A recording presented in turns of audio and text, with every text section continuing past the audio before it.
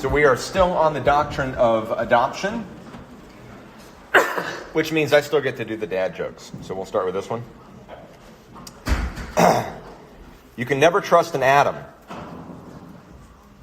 They make up everything. That was as close as I could get to atom. Different kind of atom here. All right. So last week, is that a great segue? I thought that was a good segue. All right. Segue. Last week we talked about Adam's sonship. We're doing the biblical background to the word huiothesia, the Greek word adoption as sons in the New Testament. We looked at the Greco-Roman background and the practice in the legal system at the time. We're looking at the biblical background now, and we're going through redemptive history. When we started with Adam last week, we saw Adam's original image, unique to Adam, and unique covenantal sonship that he had, and that required his perfect obedience in order to bring about the goal of creation, which was glorification, as we put it, the entering into everlasting and all-satisfying rest, where there would no longer be even the possibility of sin and ruin and curse. And had Adam fulfilled that covenant in the garden and that probationary period, he would have been confirmed in righteousness, and he would have brought for himself and for Eve and all subsequent children, indeed for all of creation, that goal that creation was intended to bring about. But of course, Adam didn't do that. Adam sinned. He forfeits the divine blessing. He brings curse upon himself and all of humanity and all of the rest. Okay, so that's where we started last week. That's Adam's sonship. Okay, a unique sonship to Adam. But then there's another sonship in the Old Testament, and the next we see is in the sonship of Israel. Okay? Sonship of Israel. So following redemption now. So this is going to be different than Adam, but also similar in a lot of ways. So following redemption, Israel was given unique covenantal sonship. Okay? Whereas Adam's sonship was by virtue of being the first human being in creation, the first image bearer, Israel's sonship is now the basis of redemption. Hence, Israel's sonship is via adoption. Deuteronomy 32, verse 10 says, He found him in a desert, and in the howling waste of the wilderness, he, referring to God, encircled him and cared for him and kept him as the apple of his eye. You hear that language there. It's like there wasn't anything in Israel that caught God's eye and said, got to have that one, right? In fact, we're told many times over, He didn't choose them because they were better than any of the other nations or because they had done anything to merit His favor. Like He just sets His grace upon Israel and He takes them as His children. And you see the language of sonship used in the New Testament for Israel. Exodus 4, thus says the Lord, Israel is my firstborn son. Let my son go, that he may serve me. Okay, so you see sonship, but you also see the service that's entailed with that as well. So both of those go together. They're not antithetical. You've seen how the Lord carried you as a man carries his son. Deuteronomy 1:31. Deuteronomy 32. Is he not your father who created you and made you and established you? I am a father to Israel. Jeremiah 31. When Israel was a child, I loved him. Out of Egypt, I've called my son. Hosea 11, verse 1. They're Israelites, Paul says, and here's why we say this is adoption. And to them belong the adoption. Right there it is. Huiothesia. There's one of the 5 instances of the word applied to Israel as God's son. Okay? So Israel, following redemption, is God's son. And as God's son... Oh, did I not have that up there? Okay, there we go. Yeah, so there are the passages I just read. As God's son, Israel was to obey and to rule for the blessing of all creation. Okay? So, is that better? It's hard to read the red. Gotcha. It's hard to read the red. That would have been helpful last week. So helpful for next week. Okay. So you see Israel is called a kingdom. You see this? You yourselves have seen what I did to the Egyptians, how I bore you on eagle's wings. I brought you to myself. This is his adoption of Israel. Now, therefore, if you will indeed obey my voice and keep my covenant, you shall be my treasured possession among all peoples. For all the earth is mine, and you shall be to me a kingdom of priests and a holy nation. So they're to be a kingdom, right? They're to rule. They're to exercise the divine responsibility to rule under God's authority, expressing God's authority in the world. The new creation, which was the goal of the original Son, is reiterated here to come about by way of Israel, the new Son. And the foreshadowing of that is seen in the acquisition of the land that they're going to get here. And connected to acquisition of the land is a long list of blessings, right? The list of blessings in Deuteronomy, but also the what? Cursings. Those are there too. And the blessings and the curses for this second corporate son, as we call it, is tied to that obedience, right? It's tied to their fidelity to the covenant. They got to keep the covenant. And if you've read your Old Testament, you know how that goes, right? You see the second Adam, the second son, does the same as the first. So Israel, like Adam, failed in their sonship. And the story of Israel goes like this. Rise, fall. Rise, fall. Fall, fall, fall. Rise, fall again. Right? Rise, fall. It just keeps going like that. If you read Psalm 105 and 106, they're kind of like a unit. It's just, they seem like they're doing better, but then they don't. Are they going to do it? No, then they don't. Seems like they're good. Nope, they don't.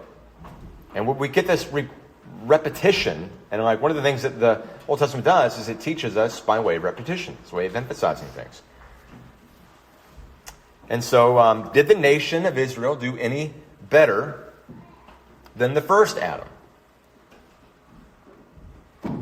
What do you think? Was it better than the first Adam? A little bit? Not at all? How about the nation? How did it do when the Messiah came? How did the nation do with the Messiah that finally came to them? Poorly. I mean, certainly some received Jesus. Right? There were some Jews. There were some of the nation of Israel who received him. But by and large, they rejected him. Okay? They did the same thing that we saw Adam do. Right? Adam was walking with the Lord in the garden and he turned from him. The Lord came to his people and they turned from him. Not all, but at that time, most. And so the church in the Old Testament, although ethnically, majoritively Jewish, right? Ethnically Jewish. That's by far the makeup of the Old Testament church. There were Gentiles, right? We had plenty of Gentiles that were part, but the ratio was just way more ethnic Jews, right? And that's now has shifted, right? There are far more Gentiles making up the church today than there are Jews. And so note the nation of Israel, as God's second iteration of sonship, didn't do any better than the first. I was going to make a point here. You know, we had talked a week or so ago about how do we understand this conflict that goes on in Israel. And one of the points I made as we went through 1 John 2 was that there might be reasons for supporting Israel geopolitically over, say, Hamas, who seems to be a far worse geopolitical player than Israel, right? Obvious for those reasons. But what I tried to stress was that there's not like a theological reason. There's not we have to support the nation of Israel because they're still God's people. Do you see this? This tells us otherwise. The church in the Old Testament is the same church in the New Testament. Okay? It's not two different entities. It's not like the church has replaced Israel. The church is Israel. Israel is the church. They're one and the same thing, right? They just compositionally, they look different, Old Testament to New Testament. And as a nation, right, as this redemptive historical portrayal of sonship, this is what they did. Okay? That is not a reason to be anti-Semitic. Everybody understands that. Nobody should in any way derive that from what we're saying here. All we're saying here is that true Israel are those that receive the Messiah. We're going to learn about this today in our sermon in 1 John 2 when we talk about not all who are from Israel are Israel. That's how Paul puts it in Romans 9, right? Which is kind of the same thing as saying they went out from us because they were never from us. John's going to use that language today. So he's saying the same thing. So there's a difference between being externally part of God's people and internally having a heart change that unites you to the Messiah by faith. Okay? But right now we're looking at the corporate people as the next Adam, as Son of God. This is the second iteration of Son of God. And we see that they did not do any better than the first. Okay? Yeah, I think, Blair, you had your hand up. Question here, perhaps you know. Do you think because of Israel's original position is why America seems to be so backing of Israel, or as far as you understand what I'm asking? It's like, does Israel still have a special place in the eyes of many Americans? Therefore, they see that it's Yeah, I think there's a large portion of Americans who still see it that way, and certainly there's a great many Christian Americans who see it that way. And they're basing it off of for a theological reason. They think, well, God gave Israel that land, and it's still their land, and who is anybody else to take it from them? Okay, so let me try to answer that. Okay, let's just say you grant that for a second. Okay, God gave them the land; it belongs to Israel. What does Deuteronomy tell us Israel must do in order to keep their land? Keep His laws. Obey the Messiah. Right? Isn't that what this says? Right? Israel was to obey. They were to rule under God's rule for the blessing not just of themselves but for all the nations. They didn't do it. When the Messiah came, they crucified Him. As a nation, they were expelled from the land. They were excommunicated from the land. The language from the Bible is the land vomited them out. They went into exile. They lost it. They had it back for a very short period of time, sort of, right? But the Greeks, the Romans, and so on after that, it's not like they have not even done what Deuteronomy says they would have to do in order to keep the land. So even if they believe that that's God's people and this is God's people's land, just read Deuteronomy. But I think it's much bigger than that. I think that's just a total misunderstanding of the redemptive historical role that the nation of Israel was playing. The role that they were playing was not so much to be the nation for themselves, to not be the obedient son, because they weren't, but to point to the one who would be. Israel is portraying the Messiah. And that's what we're going to get to here in just a minute. Okay, so we're all kind of moving toward that redemptive historically. So that brings us to the next iteration of sonship as we find it. See who remembers from their notes from a couple weeks ago. We had Adam, Israel, now who's next? David. Good. So we went from one man to this whole corporate entity that we call the nation of Israel. And now we're going to narrow it back down to one. Okay? And the one here is going to be the Davidic king. And that's important to understand because the Davidic king represented all of God's people, Israel. There's a real sense in which the king could say, I am Israel, because he represents Israel. Okay? And we talked about representation, last week when we talked about Adam representing God's people. Well, this is what the king's doing. He's another Adam, as it were. He's another son. So Israel's king, representing Israel, was given unique covenantal sonship. So we're going from the Adamic covenant, or the covenant of works, then the Mosaic covenant, the covenant with Israel, and now we have the Davidic covenant. Okay, and those are explicitly stated in Scripture. But so here's the classic text for the Davidic covenant and the role of the king in respect to sonship. Okay, look for the language of sonship here. Listen to the covenantal nature of this relationship, and And we're going to see in just a second the obedience and the rule. But right here it is, 2 Samuel 7. When your days are fulfilled, talking to David, you'll lie down with your fathers. I will raise up your offspring after you, and you who will come from your body, and I will establish his kingdom. See that? Kingdom. He shall build a house for my name. Name's important here. We'll come back to that in a few minutes. I will establish the throne of his kingdom forever, and I will be to him a father, and he shall be to me a son. Sonship. But sonship specifically in David's line. David, in a sense, represents this, but specifically it's David's son. Sons, or as we'll see, son, who received the royal sonship. But it was only because the Davidic covenant, that David was adopted, as it were, God's adoption of his sons as God's own son, that makes that possible. And so now we see what that entailed. As God's son, just like with Adam, just like with Israel, Israel's king was to obey and to rule for the blessing of creation.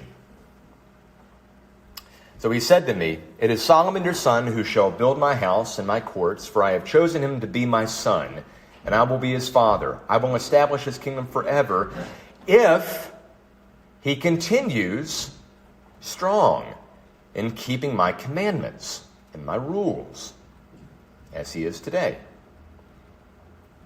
Psalm 2, as for me, I have set my king on Zion, my holy hill. I will tell of the decree. The Lord said to me, you are my son. Today I have begotten you. Ask of me, and I will make the nations your heritage, the ends of the earth your possession.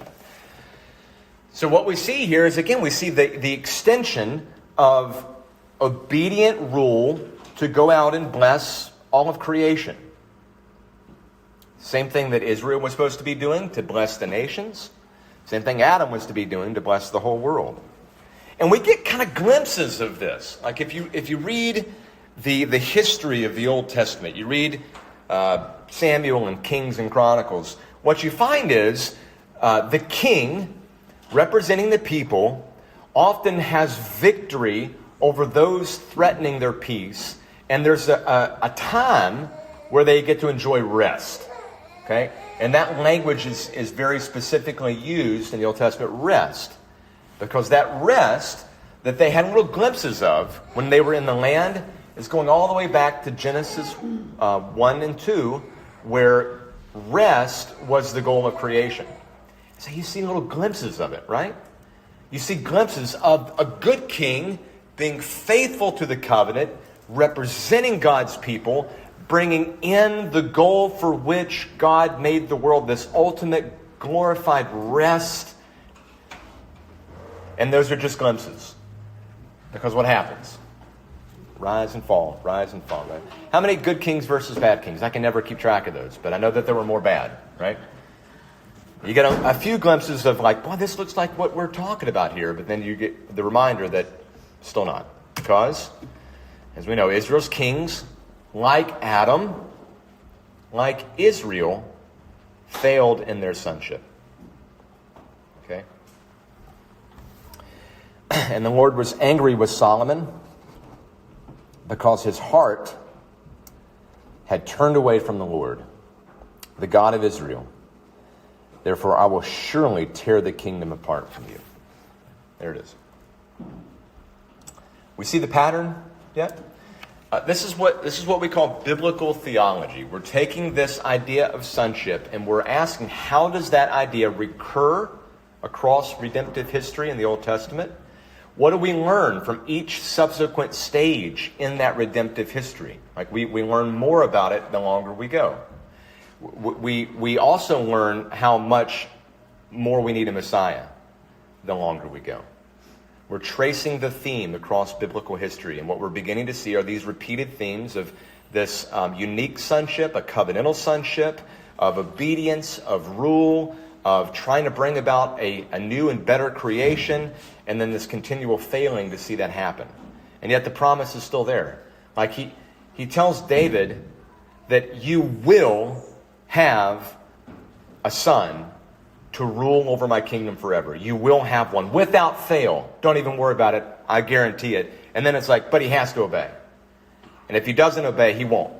So how do you hold those together? How do you hold the conditional with the unconditional promise? How do you bring two things like that together? And the answer to that is in the Messiah. And so this is the last part of our Old Testament biblical theology. This is the culmination of all of it. Okay? So the Messiah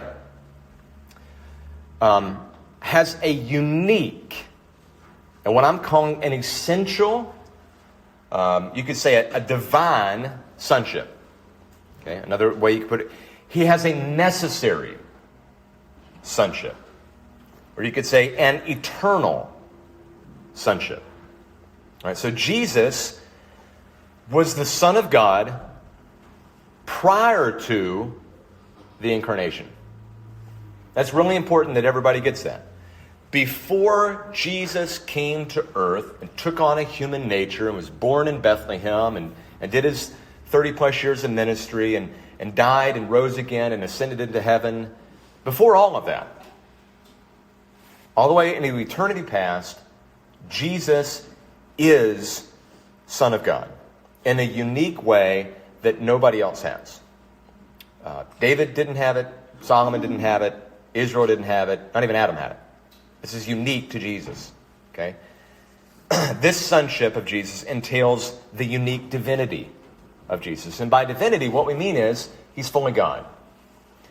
He's everything that makes God God, that's Jesus. In the same way that the Father is God or the Spirit is God, Jesus is God in every way that we understand God to be God. Okay? And this way of thinking, to be a son is to be the same kind as the Father, of the same nature as the Father. Certainly that's the way the Jews understood it. So let's just take a look at some of the texts here.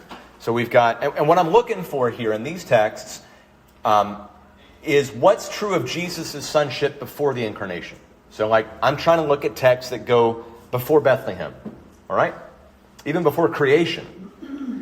So John chapter 1 has a lot to say about that. And the Word became flesh. He dwelt among us. There's the incarnation. And there's Bethlehem. We've seen his glory. Glory as of the only Son from the Father. That's speaking of Jesus' sonship as prior to his infleshing. Before he became flesh, he was the Son from the Father, full of grace and truth. And he goes on, no one's ever seen God. The only God who's at the Father's side has made him known. He's already at the Father's side. That was spoken of in John 1:1. He was with God and he was God. So there was this unique relational connection between Jesus and his Father prior to even the creation of the world. Because verse 3 in John 1 says that Jesus creates the world. So this is prior to creation. He's there. He's with the Father. He's co-equal with the Father. He's fully divine. And now Father, this is the language that Jesus uses. There's a unique paternal relationship here. Father, glorify me in your presence with the glory that I had with you before the world existed. That's pre-incarnation sonship of Jesus. And then here are more texts that talk about the Son existing as the Son before he comes into or is even sent into the world. And so for God didn't send his Son into the world to condemn it, but in order that the world might be saved through him. He's a Son before he enters the world. The reason the Son of God appeared, so he was already there, he just wasn't making himself known in the way that he does in the incarnation. But before the Son of God appeared, okay, so when the fullness of time had come, God sent forth his Son. And then there's born of a woman, there's incarnation, born under the law. In these last days, he has spoken to us by his Son, whom he appointed heir of all things, through whom also he created the world. He, the Son, is the radiance of the glory of God and the exact imprint of his nature, and he upholds the universe by the word of his power. So there is a good definition of what the Bible means by divine sonship. I think if you want to get down to brass tacks, that's really what is being communicated by this language that Jesus is Son of God. He is of the same nature, the exact same nature, the exact same glory, the exact same beauty, the exact same power and holiness and wisdom and eternality and everything else that we think of when we think about what makes God God. That's Jesus. That's what it means for Jesus to be the Son of God. And certainly the Jews understood that. Because look here in John chapter 5. Jesus was claiming that. When he said Father, he was saying it in a different way than even we do as Christians. We'll come back to that. But when Jesus said Father, he was claiming a unique relationship to the Father that nobody else had. And the Jews understood exactly what he was saying. They understood that when he called God his own Father, he was making himself what? Equal with God. And it was on that basis that they killed him.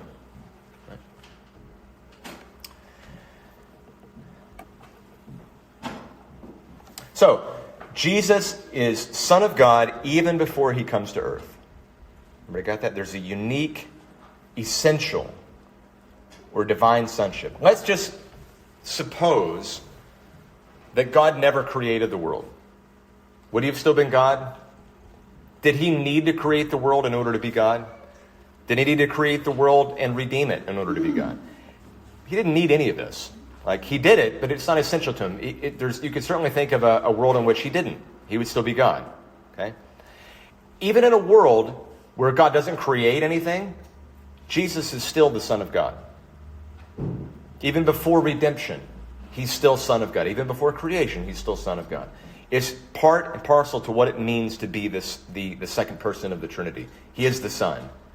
In the same way that the Father is essentially, necessarily, eternally the Father. That's the relationship. We're getting into Christology and really theology proper as we talk about the doctrine of adoption, because this is relevant. Is this making sense on what we're talking about here?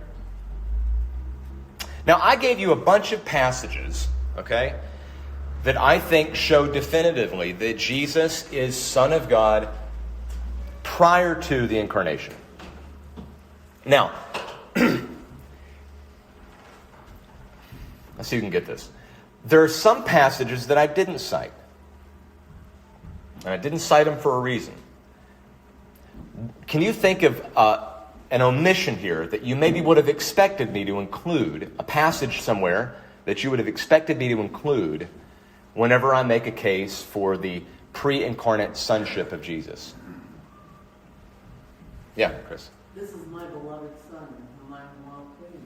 Okay, that's a good one. Yep, I admitted that one. But there's one really closely related to that that's often cited for proof on this. It's an Old Testament quote.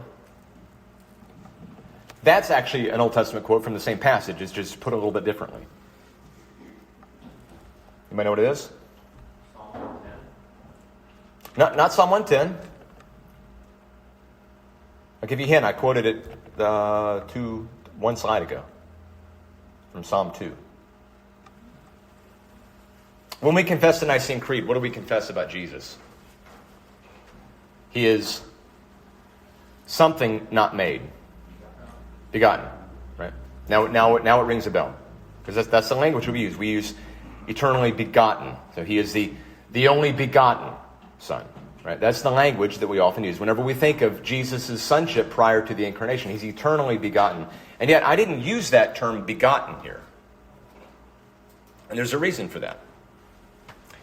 Our creeds and our confessions use that language. And so I don't have a problem using it theologically. Right?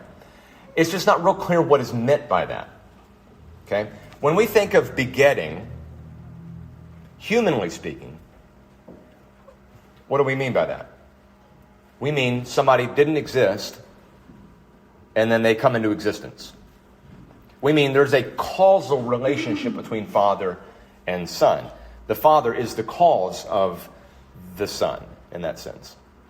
He's begotten. He comes into at some point. There's some dependence of the Son upon the Father, right? There's something unique that the Father gives to the Son that the Son doesn't have in and of himself.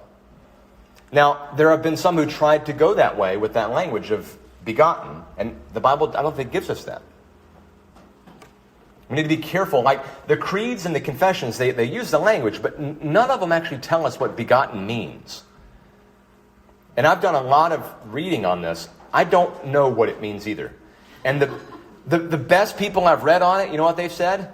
They're not really sure what it means either. They're sure of what it doesn't mean, right? It doesn't mean that Jesus is somehow dependent on the Father to receive something from the Father that he doesn't have in himself. It's not like, well, Jesus wouldn't be God unless the Father gave him godness or something like that. It's not like Jesus comes into existence at some point of time, right? That's not what begotten means. So whatever it means, it doesn't mean those things. Jesus in and of himself is fully and completely God. He's not dependent on anything else outside of himself to be God. Okay?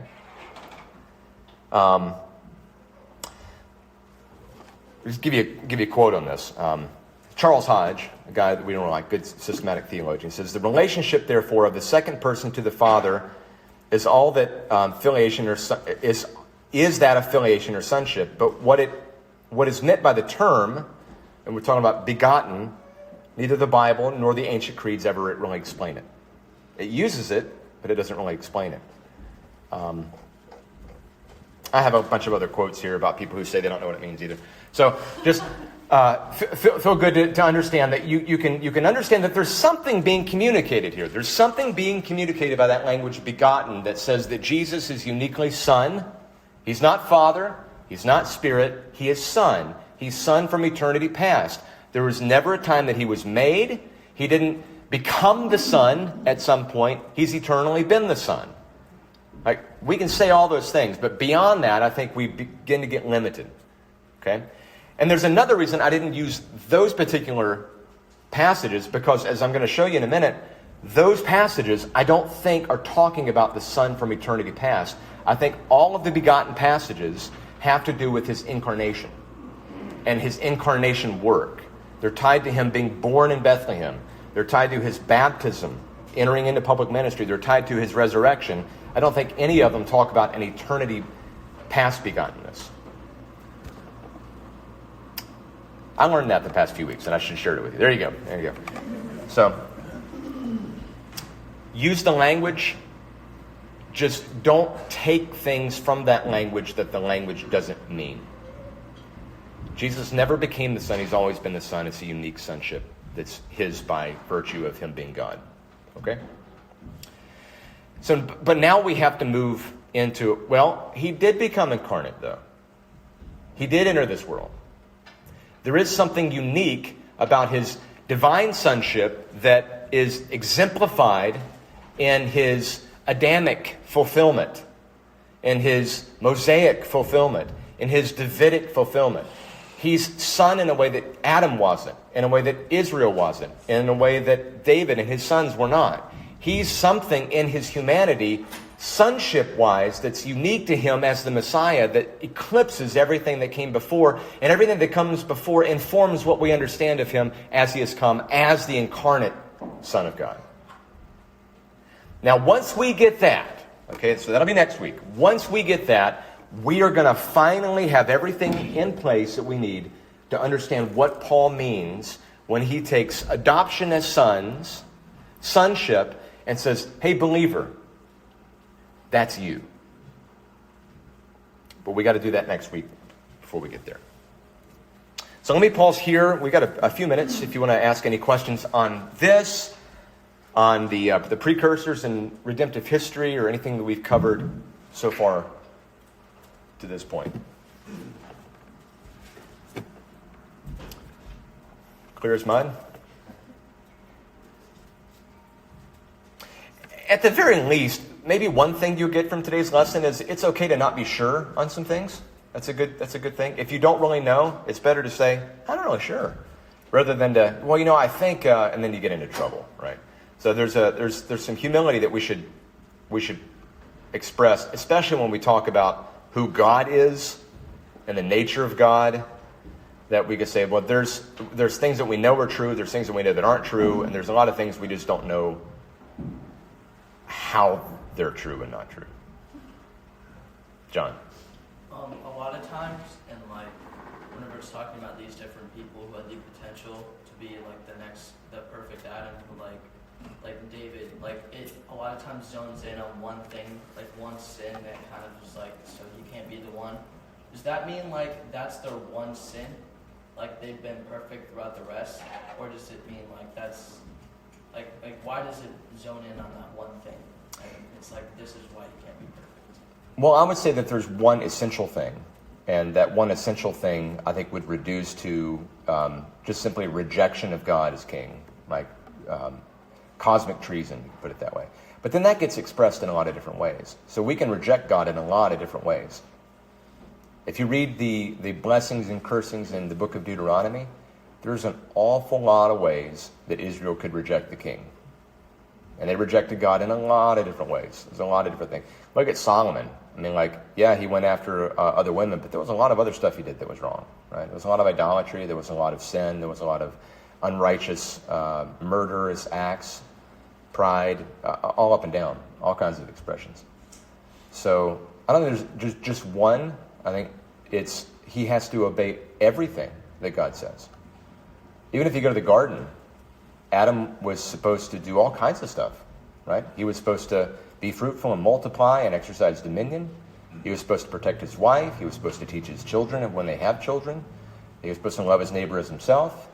You know, he was supposed to everything. Everything God commands he's supposed to do. And what we see in these different expressions of Adam or son is that nobody's been able to keep all of God's commands perfectly. And what we're kind of looking for is somebody who can. And what we kind of learn across the Old Testament story is, it seems like the only one who can do that is God. And then who comes to earth? God. Good question. Yeah.